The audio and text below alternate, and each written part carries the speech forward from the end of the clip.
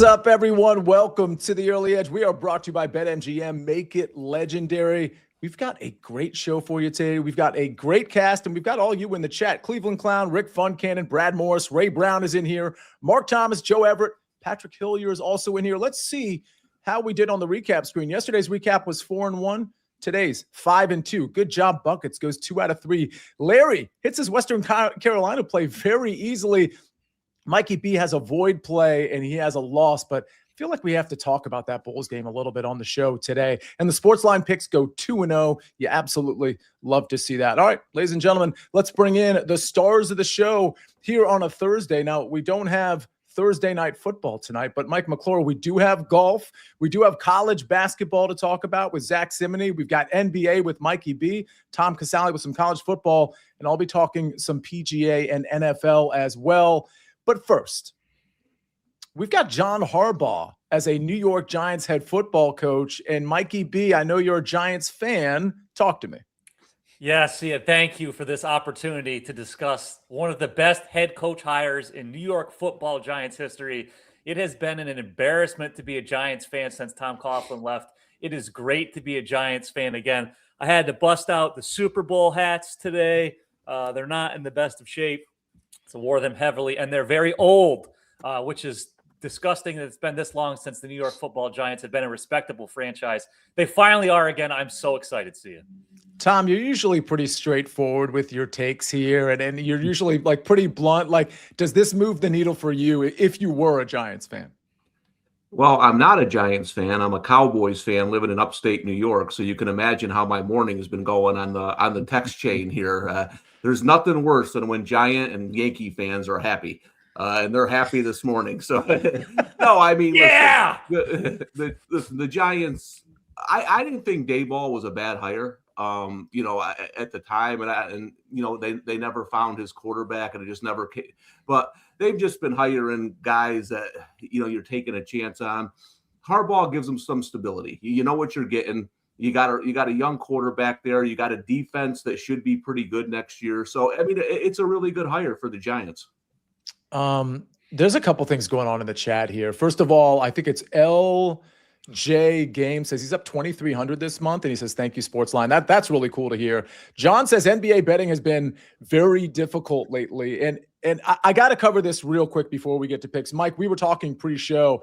There was some shenanigans. I mean, there always is to some degree in the NBA, but you lost out on a lot of DFS cash because of certain players that weren't designated as injured and ended up sitting. Can you just speak to that for a few seconds? Yeah, I mean, I think a lot of people liked Nurkic last night in one way or another. If you bet him, obviously things got voided because he didn't take the floor in DFS, obviously not on an injury report. It's one policy that we don't like about the NBA is there's no real official injury policy, and it's kind of the risk you play. I'd love to see teams kind of be punished more for tanking. I think the biggest thing would be not rewarding with draft picks for losing. Would be the biggest thing. I know you want to create some parity and do that, but I think there's got to be other ways to really incentivize it a little bit more than it is right now. Tom, go ahead. No, I wanted to ask Mike, you may bring up an interesting point, and just from a betting perspective with everything that's happened in the NBA, don't you think that's kind of a slippery slope, not having that kind of information available for everybody? It definitely is. The thing that I think that the ultimate problem is they play too many games now. The problem with that is you're not taking away games because of the TV contracts and all the money involved. So that's just off the table to remove the number of games. But yes, they need a clear-cut injury policy. The one league that gets it right, honestly, is the NFL. And it's 90 minutes before game start, and it's required. I think there should be heavy fines for not having that. I think that after 3 or 4 violations, I think you should lose a draft pick personally. But, it's one of those situations where it needs adjusting. I get that it's way more difficult than the NFL, just the sheer volume of games. It's a tough situation, but just another example of potentially going to be better off if you're talking about betting, prop betting. You should be leaning more unders than overs on some of those situations. Yeah, it's a totally fair point. All right, let's get to some picks. And Zach, I'm actually going to start with you with some college basketball. Now, Thursdays are not necessarily big ticket days in terms of some of the better teams out there, but we do have the Zags out there. I always hesitate, Tom, because I want to say Gonzaga, but I know I have to say Gonzaga. Zach, you have a play on Gonzaga tonight. Yeah, Sia, just going after their team total over 86.5 points. They are facing Washington State. Gonzaga, one of the top rebounding teams in the country, 9th overall. So you're going to get those second chance opportunities. And if you look at Gonzaga, they're coming in 3 straight games. They've scored below 90 points. That had only happened one time prior, or 1 game span prior. So definitely an opportune spot tonight. They're still 13th in the country from a scoring aspect. And this is a very short road trip for them. Just 76 miles separates Spokane, Washington from Pullman, Washington. So I think they'll take advantage tonight against a Washington State team that has a lot of youth that are led by a freshman in Ace Glass, and they're 247th in the country in scoring defense. So I think the Zags break that 90-point mark and go over 86.5 points. All right, we got the Zach taking the Zags over 86.5 at -115. That game at 10 o'clock tonight. If you have some college basketball questions, we do have Tom and Zach in here, so maybe we can answer those. But again, not necessarily the best of slates here on a Thursday. I'll tell you what, though. The golf slate, pretty good from, let's say, Mike, today through August, September. Very excited about that. You've got to play. I've got some first-round leaders to remind people of if you happen to miss the early wedge. Now, Mike, golf hasn't started yet. It starts in approximately 2 hours, right around noon Eastern time. You've got a round 1 under to talk about. Yeah, round 1 under, early tee time. A guy that I think a lot of us like in certain situations. It's going to be Harry Hall for me. Look, when you play these round scores, I typically like to look either early in the round or late in the round when we think that it's going to be, you're basically betting on course conditions as much as you're betting on individual skill sets.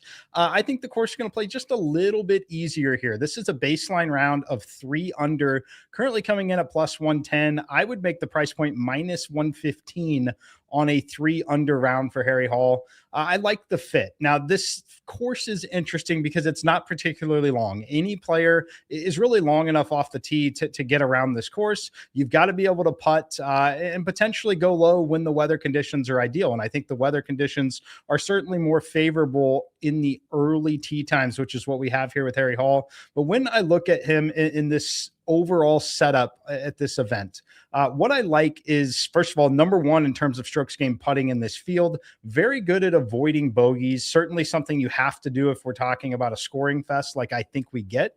And the knock that you generally have on him is kind of the distance at some of the events, and that certainly won't come into play here.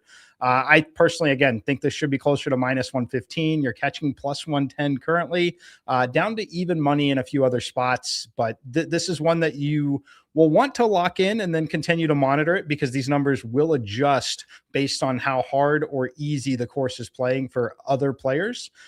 So generally, as we get into the season, I'd look to essentially profile players in different buckets in terms of different skill set buckets to see how a course may be impacting very similar players.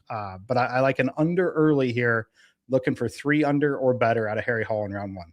Really good transition, Ben, to my first round leaders, because again, if you missed the early wedge, just know that it's every Tuesday at 7 o'clock live. And then of course it'll be in your podcast feed on Spotify or Apple or wherever you get your podcast. But Harry Hall was my first click for a first round leader on that Tuesday show. So I very much want Mike to win his bet for a lot of different reasons, not the least of which is I want Harry Hall to go very, very low. He's 55-1. These are my 5 first round leaders from the show. Harry Hall at 55-1, Pearson Coody at 75-1, Mac Meisner at 75-1, Seamus Power at 80-1, and Adam Schenk at 130-1. I will say this.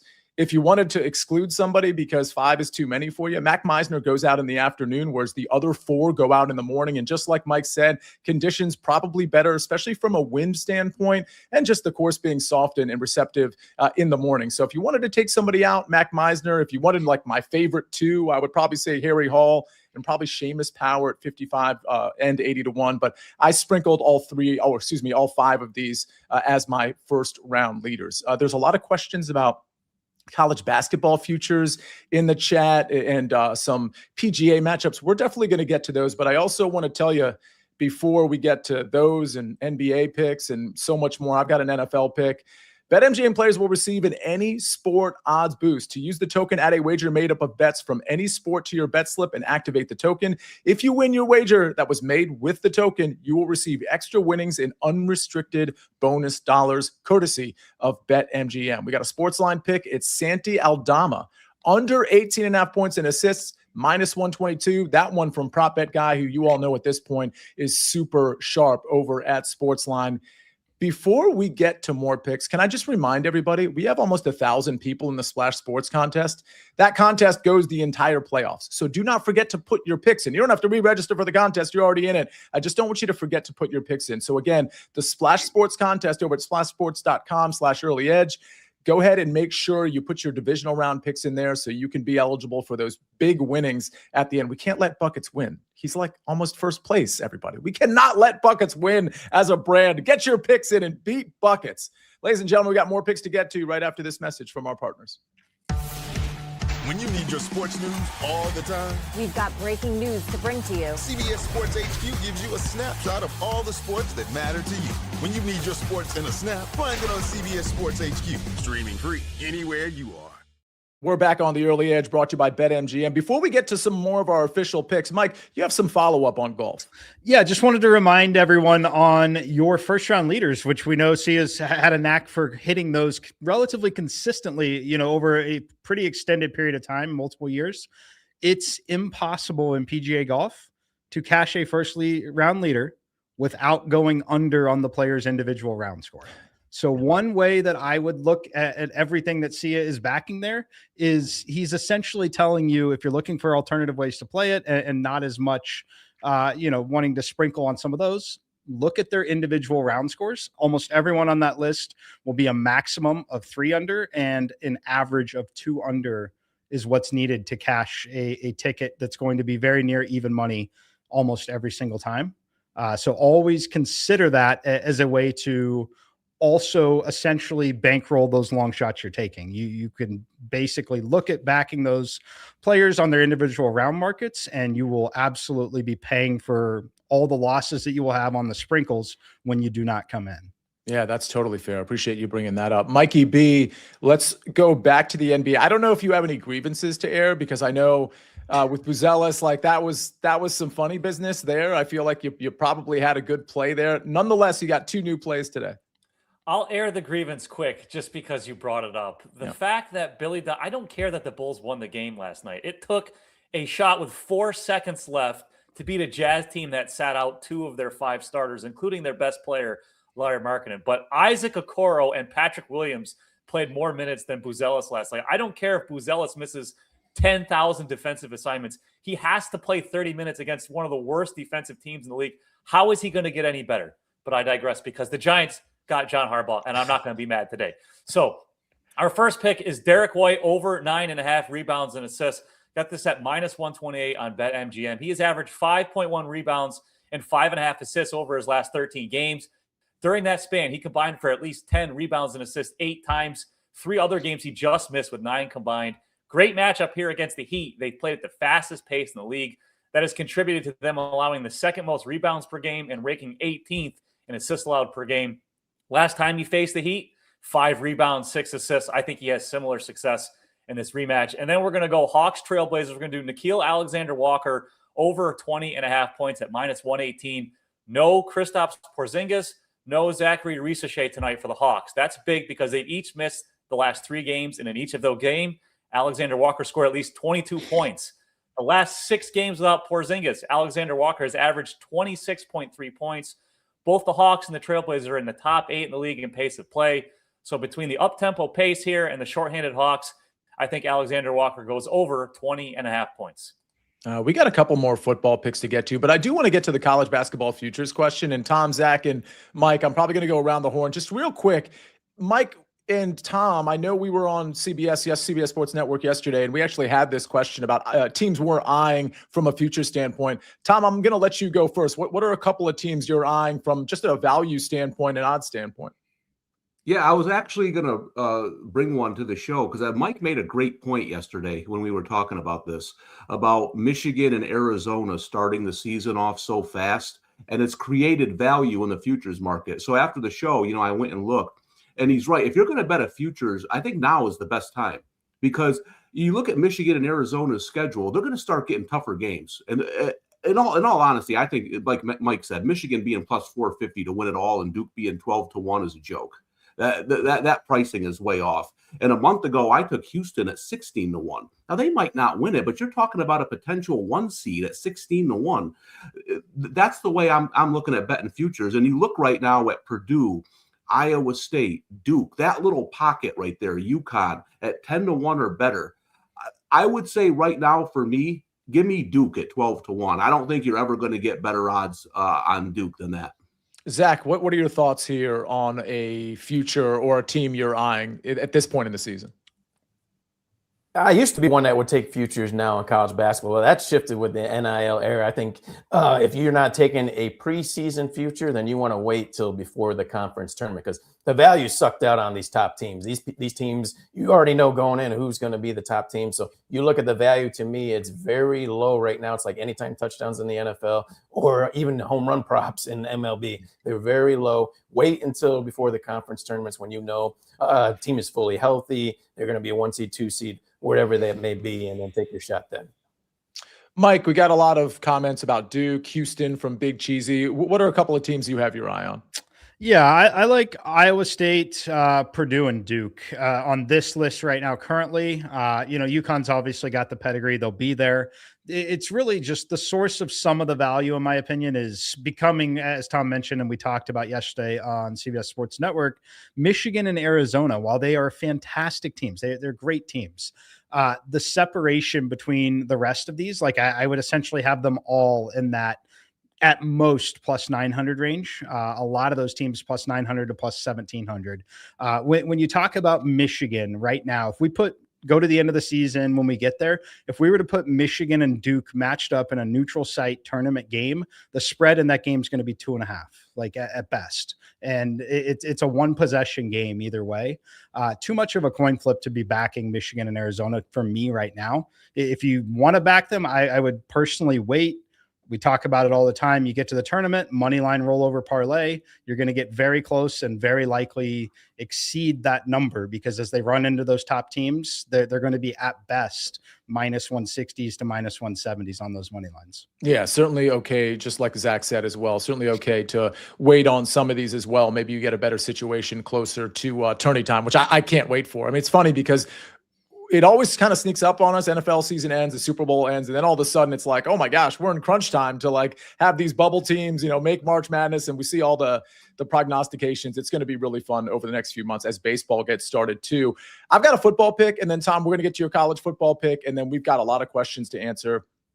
I'm going to go Stephon Diggs in this New England game, but I'm taking his under 50.5 receiving yards minus 113. It's very funny because when I did my write-up on SportsLine, I put this in yesterday afternoon, like I promised on yesterday's show, and I had missed the 51.5 line that BetMGM was offering. So I went over to DK. They were still offering the 50.5, and I took the under. Missed a yard, but hopefully that's not a big deal. What's funny is when I woke up this morning, every other book, including DraftKings, as far as I know, maybe it's reverted back, is now at 48.5 or lower on this under. In other words, the line is moving like I anticipated. But what's interesting is that BetMGM right now, I believe right now, still has it at 51.5. So if you like this bet and you want to take the under, BetMGM is offering you the best number by pretty large margin. The difference between 51.5, 47.5, 48.5 is pretty big here. Long story short, I think this is a very tough matchup for Stephon Diggs. Obviously, we got 2 great corners on Houston, and I'm not so sure Drake May is going to be looking Stephon Diggs' way as much as we anticipate. And oh, by the way, he spreads it pretty thin across his receivers. It's not just Stephon Diggs and Kayshon Boutte. It's also Hunter Henry. It's also the running backs. It's also Efton Chisholm. Demario Douglas gets in the mix sometimes, and even Kyle Williams gets a reception or two. So I just don't think this is going to be a prolific passing attack against this Houston Texans defense. I don't know that that's what they need to do to necessarily win this game. And to the extent they do, I'm not so sure he's going to be looking Stephon Diggs' way the entire time, because I think it's going to be tough sledding for him specifically. So give me the under on Stephon Diggs, 50.5 receiving yards. I would play this down to 48.5. Let's transition before we get to questions to Indiana. We're going national championship on Monday. Tom Casale, but we're playing Indiana in a different way. Yeah, I tried to find a college basketball game for tonight, but I just, the Big Sky, just conferences, I don't bet a lot. So I went to the national championship game, and the more I think about it, I want to take Indiana early. I think this game could end up a little bit like last year's game, where Ohio State controlled the game almost the whole way. Notre Dame scored late to get within the number. Then they hit the big pass to Smith, and they kicked the field goal to cover. I could see the ending being a little bit like that. So Indiana's been starting off hot in these games. So -2.5 in the first quarter. I think they score a touchdown in the first quarter. And the difference in the playoffs for me has been Mendoza, who's been phenomenal all year. But, the guy, the quarterback in my lifetime that throws the ball that's like most catchable to his receivers has been Aaron Rodgers. And I made a comment during the last game to my kids. He looks like Aaron Rodgers out there. Like, his receivers are making good catches, but he's throwing these balls in spots that even when corners have good coverage, they can't stop it. And I just think he's on a roll right now, and that's going to be the difference in this game. So I think Indiana continues to start hot. Let's take away the backdoor cover and give me a 2.5 there. And I just want to close by saying that the last time the New York Yankees won a World Series was 2009. So enjoy today, enjoy John Harbaugh. But that's the reality of the situation. What is this? Come on, Tom. Why are you throwing shots at us? Jeez Louise. You could always count on Tom for a jab or even a right hook somewhere in his dissertation. Let's go to some questions. Looks like we're getting a question from Ricardo Hernandez. Nurkic, I believe, 22.5 points and rebounds. Any thoughts, Mikey B? Don't touch anything with Nurkic anymore. Yeah, I was going to say, is that like a joke? What the Jazz are going to do? I'll give you a thought. I think he's well rested. I didn't know if that was like a dig. He didn't play last night, so I think he should probably feeling okay today when he woke up. Will Likes says, Mikey B, do you like Cade, as in Cade Cunningham, over 26.5 points? Went over this in the last 5 games. Yeah, I don't. Simply because they're playing the Suns, a good defensive team, and Cade Cunningham could get a lot of Dylan Brooks. And Dylan Brooks is a pain in the butt. He's one of those guys that you don't like unless he's on your team, but he's a very good defender. Do any of the college basketball guys like West Georgia -3.5 at -115? Pretty obscure, but I didn't know if anybody had looked at that hand up. Zach, obscure or not, we've had West Georgia plays on this show already this season. Is that true? I'm forgetting. I played West Georgia and Georgia. I actually lost that game. It was that's the first right. half under Georgia team total. No, West Georgia. It was West Georgia's team total under. All right. I don't know that we have. Zach, do you have any thoughts on West Georgia -3.5? I haven't dove into that matchup. They have been covering lately, though, but I think they've got like 7 wins on the season, but I haven't looked at that matchup at all. John wants to know, Mike McClure, if you have any leans on this Bears-Rams game.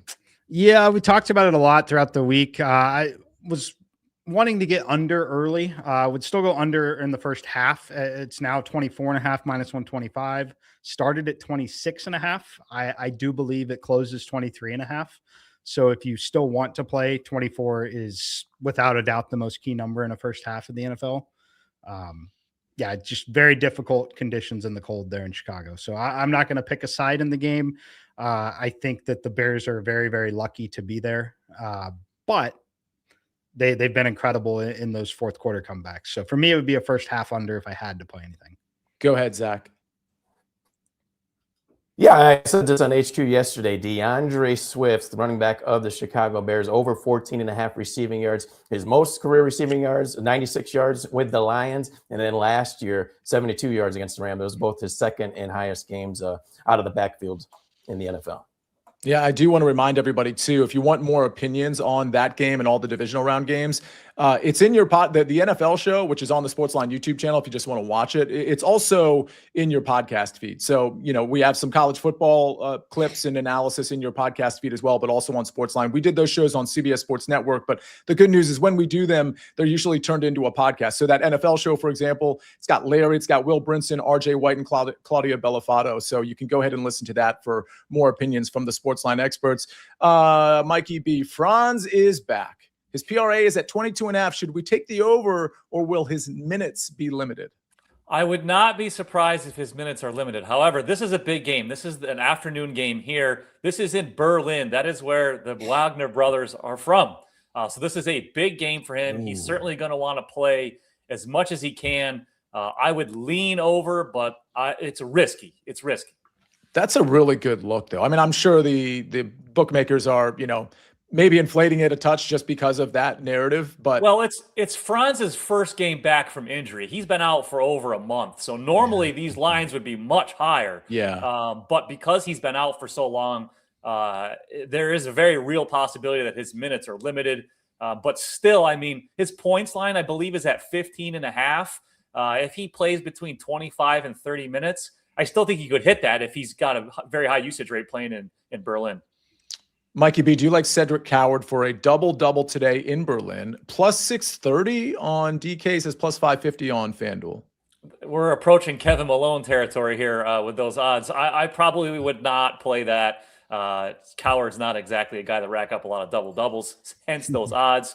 And the Magic are pretty healthy. Not only is Franz back, but so is Mo Wagner. So they have their full front line there too. Mike, any one and done suggestions? People want to know. We didn't, we only have that Tuesday best bets show for now, and we certainly didn't address one and done in that one. Yeah. So my personal take on one and done, which the size of the contest and your opponents matter a lot. Are we talking, massive contest? Is it just you and like an office pool? That matters a lot. For me personally, it mostly mirrors my outright exposure. Now, having said that, I have no exposure to Russell Henley in the outrights. I have no exposure to Russell Henley in DFS. So one of my 4 entries I'm burning Russell Henley in case I am wrong in those situations. Other than that, Harry Hall and some of I'm taking shots way down, Kitayama, some of the others basically mirroring my betting card that's up on SportsLine though. All right. Not sure if Tom is on tomorrow. Was wondering about his take on Florida Vandy. Well, Vandy's in a great spot now. They lost at Texas. They didn't play well. It's an interesting game because Florida, I don't love their guards this year, but they're starting to play better. And you knew at some point they would start to play better. I think you're going to have to look at the number on that game. If it was 4 or less, I would lean Vandy. If it's above 4, I got to stay away from it. But Vandy coming off that bad loss. I think one thing that'll be interesting, though, moving forward, Mike and I were talking about Texas yesterday. That might be a team that's finally starting to play up to their ability because they've been disappointing this season. They put back-to-back good games together. So you get A&M on Saturday. That's something to look forward to. But that Florida Vandy game is going to be really interesting. I lean Vandy right now. All right. We got a question from Believe 17. See, how about Diggs receptions under 4.5 at minus 105? I did look at that. My issue there is that I could see a situation where Diggs is a chain mover on 3rd and short, 2nd and short, whatever the case may be, and that he could actually get 5 receptions, but still only hit like 42 yards. I guess my point is I don't necessarily see Diggs getting a lot of work, but I also don't necessarily see him being downfield a ton. So I think he's going to be a reliable target. I just don't think he's going to be downfield. So I'd like the under 4.5. I think the market kind of tends to favor the under 4.5, but I could absolutely see him getting to 5 catch. I don't think it's going to happen, but I could see him. It's more likely for him to get to 5 catches on some short area routes than it is for him to get to 51 yards, for example. Let's talk, Tom, you talked about Indiana, Miami first quarter, but tailored winnings, and we did address this, and it's in your podcast feed and on SportsLine, Miami plus 8.5. Do you have a lean? Is this an absolute stay away for you on the spread itself? So I'm going to be honest. I almost never bet the side in a championship game. Mm-hmm. I just don't like the Super Bowl. I would rather bet props. I only like to bet when I have an advantage, and I don't right here. And I think pretty much everyone would agree that you're not getting any value betting Indiana, right? The look ahead line was what, Mike, 3.5 or 4.5? 4.5. So yeah. So now it's 8.5. But do you want to get in front of this Indiana steamroller is the question. So I think, like I said, I think it could come down to this number towards the end. I think it's Indiana's year. I do. And I can't blame anybody for taking the 8.5 because the number is too high. Zach and Mike, I'm going to ask you on this as well. Zach, do you have a lean one way or the other on the spread itself? Yeah, I'm on Indiana's side minus the 8.5. They've been covering each game in the playoffs, and that's what we've seen when these dominant teams are going to win the title. Ohio State, they covered every game in their run last year. Even against Notre Dame, they got that late score as well. So I think Indiana is rolling right now. If this was a neutral site game, this spread probably would be 10.5, 11.5. So I don't mind at all with the line move at all. Minus 8.5 with Indiana. Mike, your thoughts?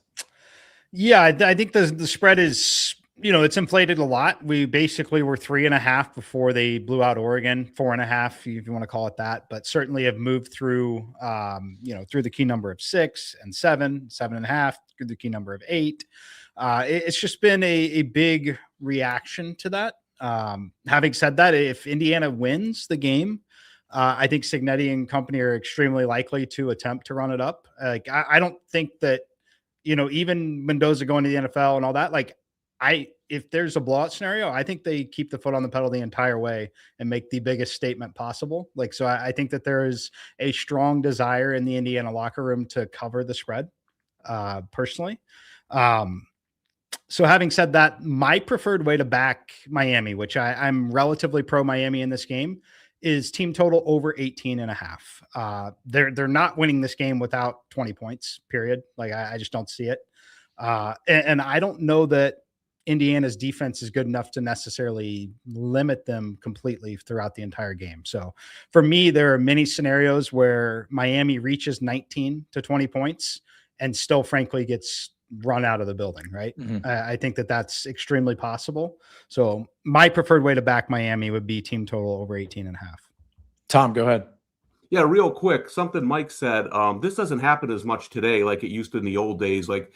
People forget Tom Osborne in Nebraska used to be 50-point favorites in games, like against Kansas State, and he would cover for the boosters. That's a known fact. It's not my opinion. And I think Cignetti is one of the few coaches today that covers for the boosters. And Mike's right. If they have a chance in the fourth quarter to keep it rolling, they're probably going to keep it rolling. I mean, even if he's not looking towards, and Ben, I know you have, so even if he's not looking towards the actual, what the spread is, he seems like the type of person, especially in the last game of the season, where you're not having to worry about resting players or anything like that.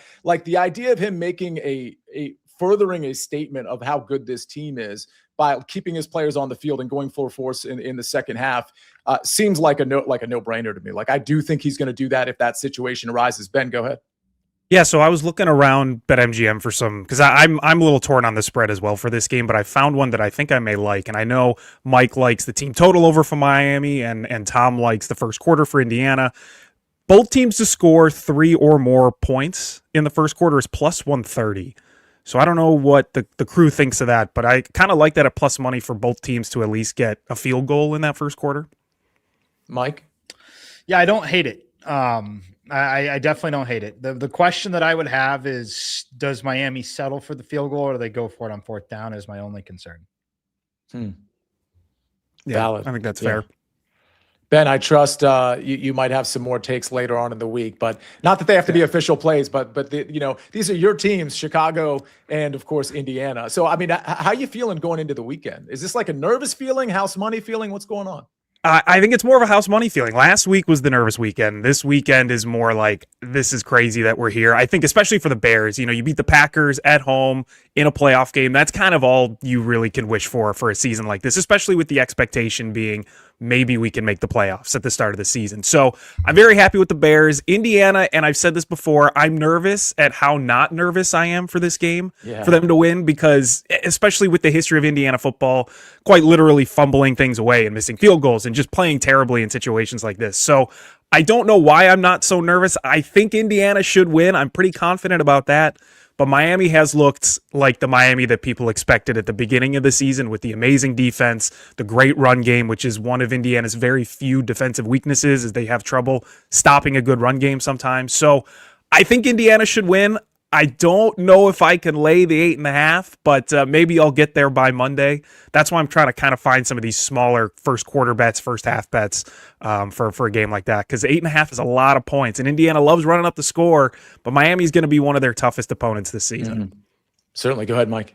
if the Hoosiers win, can I send you a Hoosiers flag or banner to replace that Bears or the Bulls behind you? Yes, please. It's getting embarrassing at this point because this is the last time everyone on the Bulls was happy. So please, I need something to replace that. All right. IU flag coming your way when they win.